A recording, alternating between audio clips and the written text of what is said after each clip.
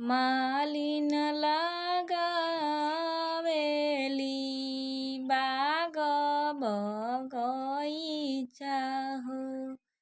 मालिन लगावे फुलावार जी। मालिन लगावे फुलावार जी। पिछवा उलटी जब चित भई मालिनिया हो। ओइजा दुलाहे भैले खाड़ जी।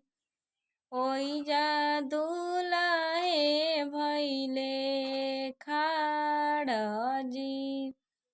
कवन जरूरत तोहके पड़ल ए दुल्हा हो।